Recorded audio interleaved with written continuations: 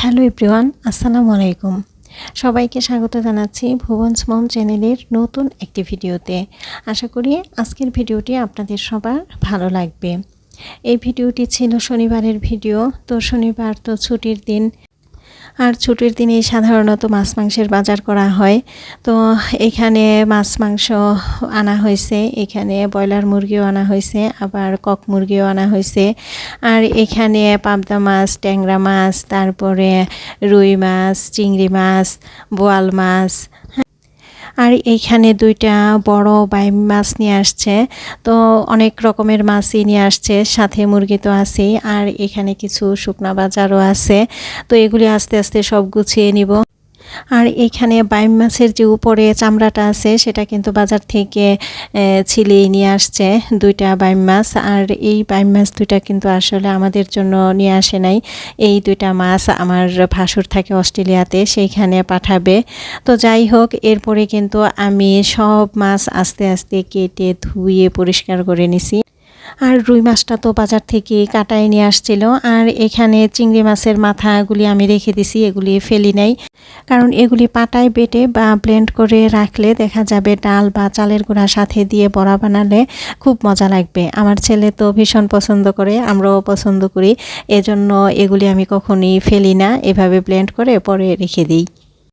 আর ওইদিকে আমি কিন্তু মাছ মাংস সব বক্স করে গুছিয়ে পরে কিন্তু ফ্রিজে রাইখা দিছি। আর এখানে বাইম মাছটা একটু হালকা করে ভেজে নিতেছি। আর দুপুরে রান্নার জন্য এখানে বোয়াল মাছের মাথা, তারপরে ডিম এগুলা নিছি। তো বাইম মাছটা যেহেতু দেশের বাইরে যাবে, এজন্য হালকা করে একটু ভেজে নিতেছি। আর ভেজে এরপরে বক্স করে আইস করে এরপরে কিন্তু পাঠানো হবে। তো ভাজা কিন্তু হয়ে গেছে, সবগুলি মাছই ভেজে নিছি। এখন ফ্যান ছেড়ে পরে রেখে দিছি, ঠান্ডা হলে পরে বক্স করে ফ্রিজে রাইখা দিব। আমার কিন্তু এই মাছ মাংস গুছাতে গুছাতে অনেকটা সময় চলে গেছে। তো দেখা গেছে এজন্য দুপুরের রান্নাবান্না খুবই হালকা পাতলা শর্টকাট করছি। শুধুমাত্র এই ভাত রান্না করছি, আর এই যে বোয়াল মাছের মাথাটাই রান্না করছি, আর কোনো কিছুই আসলে করি নাই।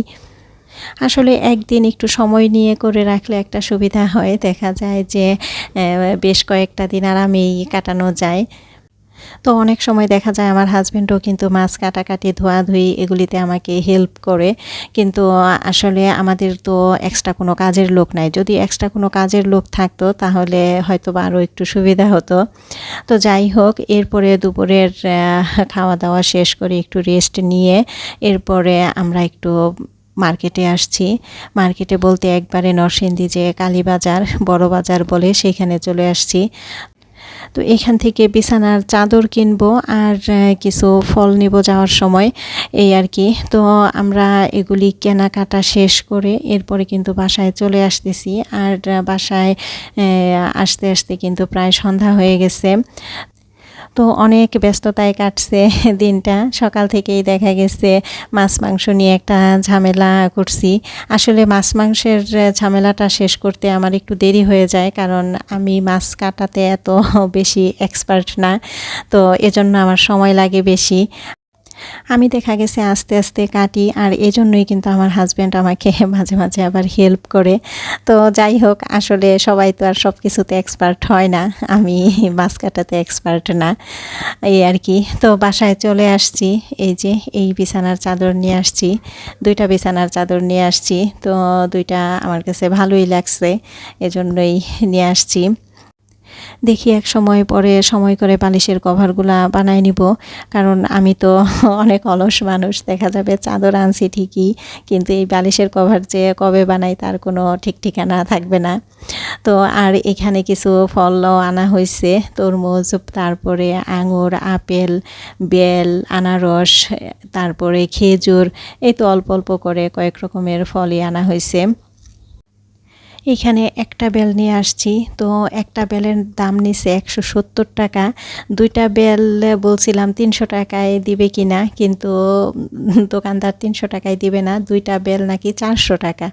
তো অনেক দামাদামির পরেই কিন্তু একটা বেল 170 টাকা দিয়ে আনা হয়েছে। তো বেলের দাম এত বেশি কেন বুঝলাম না। তো যাই হোক, এইখানে সকালবেলা যে শুকনা বাজারগুলা নিয়ে আসছিল সেগুলা তো আর গুছানো হয় নাই। আসলে সারাটা দিনই তো গেল ব্যস্ততায়, তো এজন্য কিন্তু আর গুছানো হয় নাই। তারপরে রাতে এখন গুছাইতেছি। তো এখানে রিন গুঁড়া সাবান 1 কেজি প্যাকেটের সাথে 2টা করে সার্ফ এক্সেলের মিনি প্যাক ফ্রি দিছে।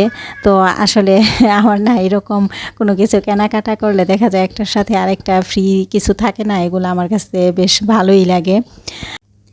এখানে পেঁয়াজ আর রসুন এগুলোও ছড়ায় রাখলাম। পেঁয়াজের তো দাম বেড়ে গেছে, 55 টাকা কেজি হয়ে গেছে। আদা, রসুন, পেঁয়াজ সব কিছুই কেটে পরে ব্লেন্ড করতে হবে, কারণ সব কিছুই শেষের পথে, অল্প অল্প আছে। তো প্রিয় দর্শক, আজকের ভিডিওটি এই পর্যন্তই। দেখা হবে অন্য একদিন নতুন একটি ভিডিও নিয়ে। আশা করি সে পর্যন্ত সবাই ভালো থাকবেন, সুস্থ থাকবেন। আল্লাহ হাফেজ, আসসালামু আলাইকুম।